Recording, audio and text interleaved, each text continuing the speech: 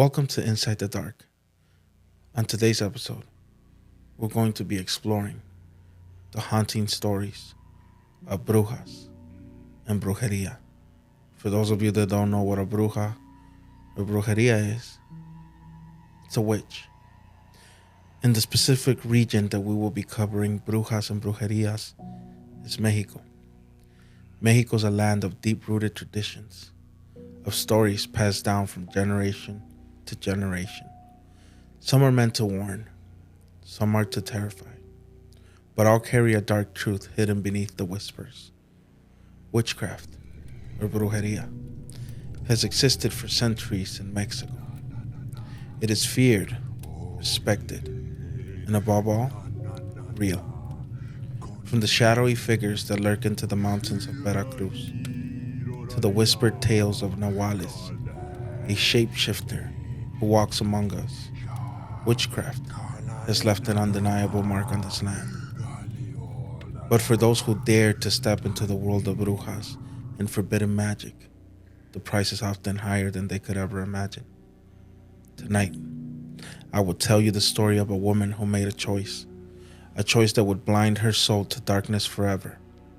A story of a witch's pact that could never be undone. A story that will haunt the village of Jalisco and still haunts to this very day. Turn off your lights, listen closely, because this is Inside the Dark. La Diabla, the Witch of Jaramillo. There are places in this world where evil doesn't just exist, it thrives. Deep in the village of Jaramillo, Guadalajara, in 1960, a name was whispered in fear, never spoken aloud after dark. Carmela. They called her La Diabla, the Devil's Bride. She lived alone in a crumbling house, sitting above a cave, so black and endless people swore it led straight to hell. They called it La Cueva del Diablo, the Devil's Cave, and from that cave, a legend was born. Because every few weeks, a child would vanish, gone without a trace. No footprints, no forced doors, just the sound of the wind howling through the night. Parents would clutch their infants tighter, whispering prayers, but even prayers couldn't erase what they all suspected. Carmela was behind it. No one had proof. No one was foolish enough to try and catch her. Because at night, when the moon was high and shadows stretched long across the earth, something unholy took flight from her home. A massive black owl, too large to be real, its piercing red eyes glowing like flames in the dark. And wherever it flew, children disappeared. Unfortunately for Carmela, there's a son's betrayal. Carmela had only one love in this world, her son Pedro. But Pedro was nothing like his mother. He was a drunk, a pathetic mess, who staggered through town, begging for coins to drown himself in mezcal. Every day he wasted away, his hands shaking, his breath reeking of liquor. But on one fateful night, something changed. Pedro came to his mother, desperate for money. His hands trembled, his lips cracked from thirst. "Just a few coins, Ma, please." But this time, she said no. "I will not feed your drunkenness, Pedro," she whispered. "Not anymore." His rage boiled over. She had the power to take what she wanted, but she wouldn't give to her own blood. He clenched his fist. He knew what she was. He knew what she did at night. So he waited. He waited for darkness. And when the clock struck midnight, he crept to her window and he watched. Inside, Carmela stood before a dim candle. The shadows flickered wildly, stretching unnaturally across the walls. She unwrapped the black thread from her waist, her lips murmuring something forbidden. Then, the horror began. Her skin split, her legs peeled apart from her body like a rotten fruit, revealing raw, twitching muscle beneath. A sickening and unnatural sound filled the air, sounds of what can only be described to be wet flesh being torn from bone. She didn't scream. She just smiled. And then, right before Pedro's eyes, her naked body twisted, her fingers gnarled into talons, her back cracked and stretched, her face twisted into a hideous beak. Her eyes, once human, became black voids, swirling with hunger. And with a single screech, she was gone. A monstrous black owl soared into the night, its wings slicing through the wind, disappearing into the darkness. Pedro's breath was shallow, ragged. He had just witnessed the truth. But instead of fear, a wicked idea crept into his mind. He stole her legs. He stole her legs and her savings, grabbing every last coin, stuffing them into his coat before staggering into the night, laughing like a madman. He drank and he drank until the world blurred and his mother's twisted face was just a fading nightmare. That following morning, screams tore through the village at dawn. Pedro awoke face down in the dirt, arms wrapped around something cold. His eyes fluttered open, and there they were, his mother's legs. He had passed out clutching them. The villagers surrounded him, their faces pale, horrified. "Explain yourself," someone shouted. And through his gaze and haze of alcohol and terror, Pedro saw the truth. They belonged to my mother. She made a deal with the devil. She. His words choked in his throat, because there she was, Carmela, dragging herself through the dust, plowing towards him. Her body was half-formed, stuck between woman and beast. Her hands raw, nails cracked, blood dripping from where her legs should have been. Her lips curled back in a scream. "Pedro!" But the villagers had heard enough. Fueled by the terror and rage, they stormed like Cueva del Diablo, and what they found sealed Carmela's fate. Wrapped in a tattered cloth, just beneath her bed, was the missing baby, still breathing, still alive. And then the truth fell upon them like a curse. Carmela had been the monster all along. So the mob dragged her to the stake, her son filled with regret. Pedro begged, pleaded, but no one listened. His betrayal had doomed them both. As the flames rose, Carmela did not scream, she laughed. And as her body burned, her flesh twisted once more. Feathers erupted from her charred skin, her hands elongated into talons, her beak snapped open, her eyes turning black and endless. She wasn't dying. She was changing, trying to fly, trying to escape. But the flames dragged her down. Pedro's last moments when spent watching his mother melt and twist into something unholy. Then the rope around his neck snapped tight. When the fire died and the smoke curled into the night, the village of Jaramillo was silent once more. But the legend lived on to this day. On certain nights in Guadalajara, when the wind howls and the air turns still, some say they hear a distant screech, a sound too human to be an owl, but too unnatural to be anything else. They say it's Carmela, still trying to fly away, forever trapped between this world and the next. And so the story of La Diabla lives on. But tell me, do you believe it? Or will you find out for yourself on the next full moon? There are stories that crawl under your skin. Stories that don't just haunt the place, but linger in the very air. Tonight, I'm going to tell you one of those stories.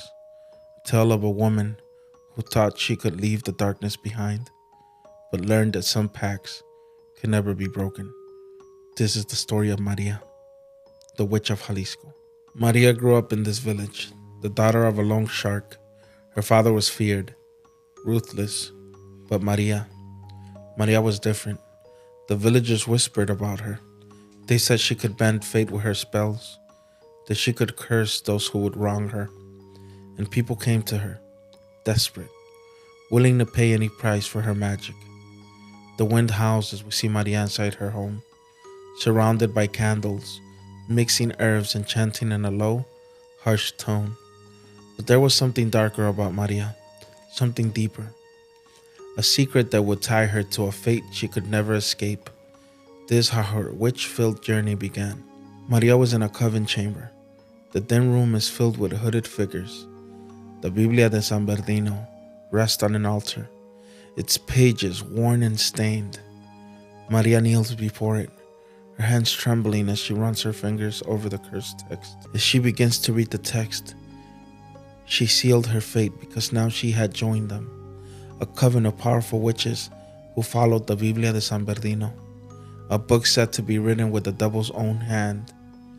But to truly be one of them, she had to make a pact, a deal, a promise sealed in blood.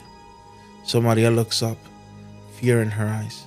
The coven leader stands over her, whispering words too dark to hear.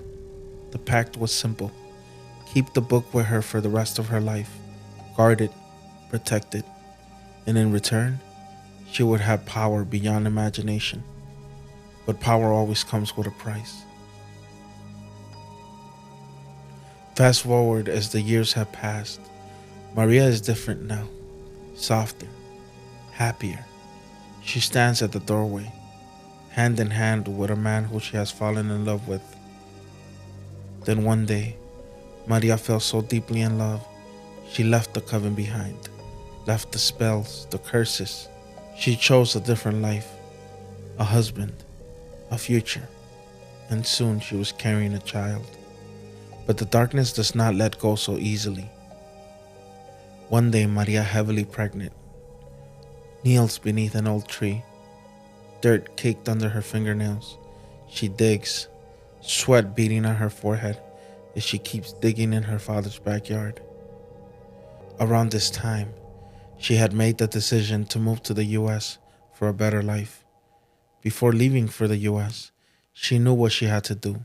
The book, the Biblia de San Bernardino, couldn't come with her, had to be buried, hidden, forgotten. She places the book deep in the earth, covering it with trembling hands. Now fast forward 3 months later. Maria is safe, or so she thinks. For 3 months, Maria lived in peace, a new life, a fresh start.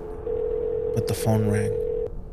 Maria, now 8 months pregnant, grips the phone, her face pale. It's her father's neighbor back in Mexico. Maria, you need to come back. Something's happening at your father's house. And Maria responds, happening? What do you mean?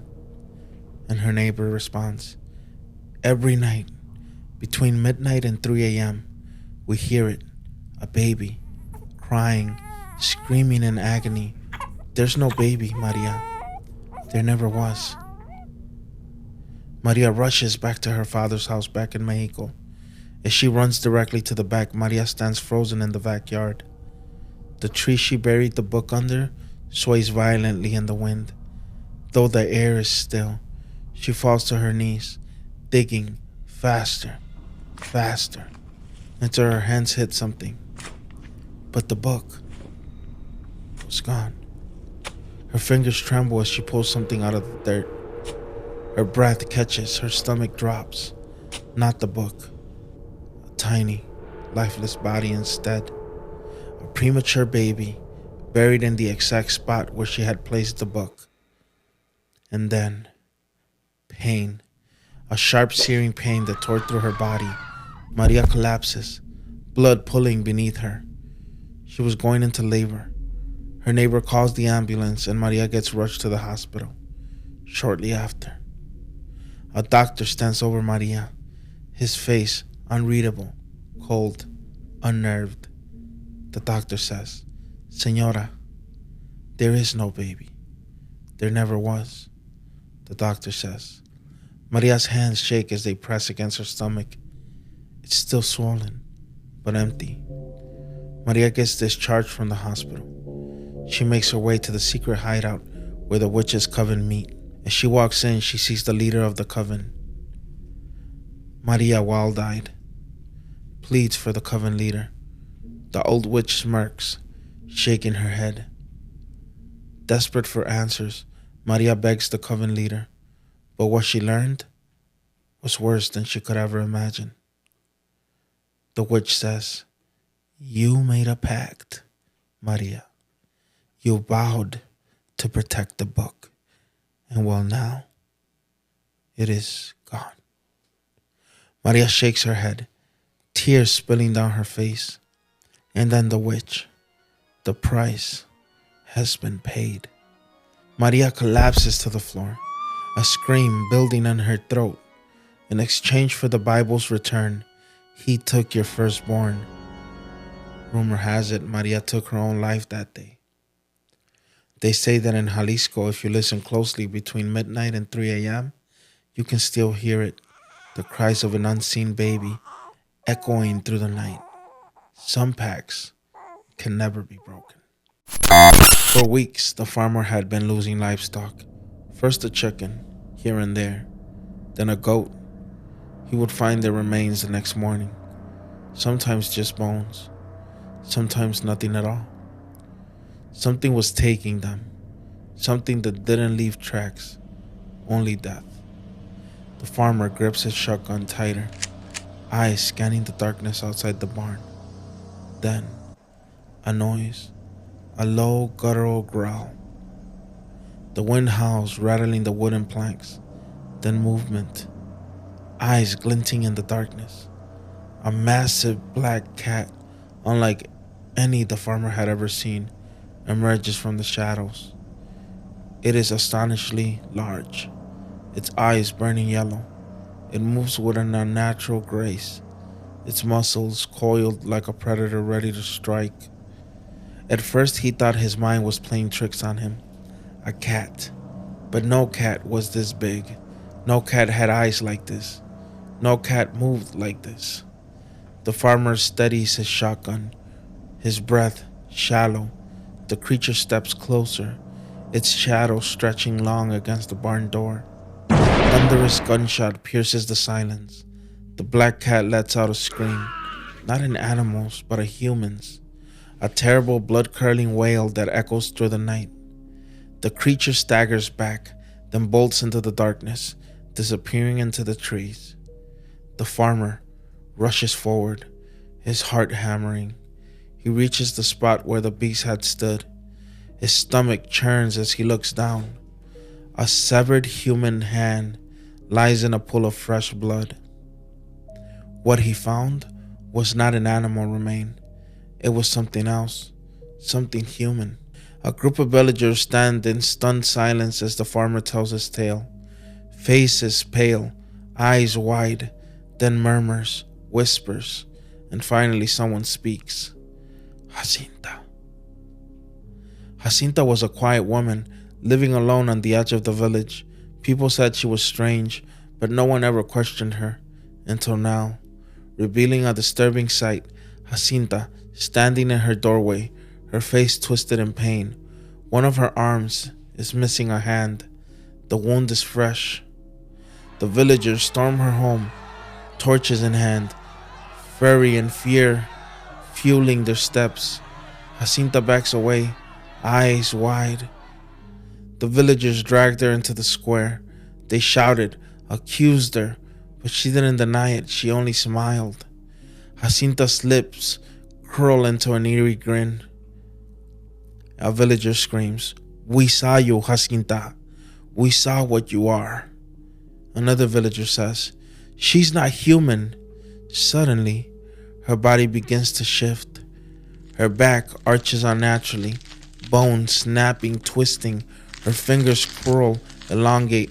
Her face distorts, her mouth stretching into something too wide, too sharp. And before their eyes, Jacinta transformed. Her flesh melts away, fur replacing skin, her eyes glowing like ambers in the night. Where unstood a woman, now crouched the black cat. But this time, it was even bigger, more monstrous, more demonic. The villagers freeze in horror.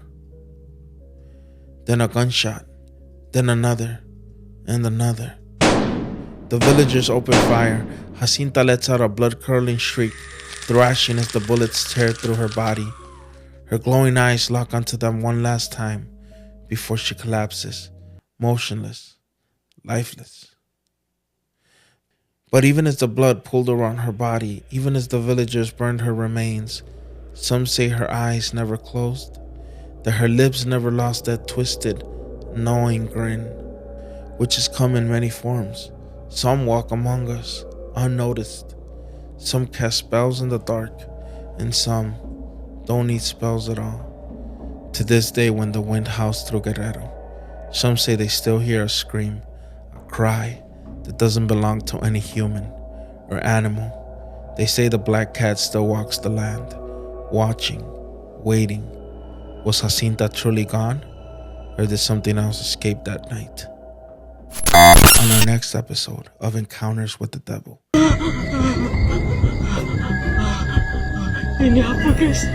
Have you or anybody you know made a pact or had an encounter with the devil? On our next episode, we will be breaking down these encounters and shedding light on some of those stories. Stay tuned with Inside the Dark.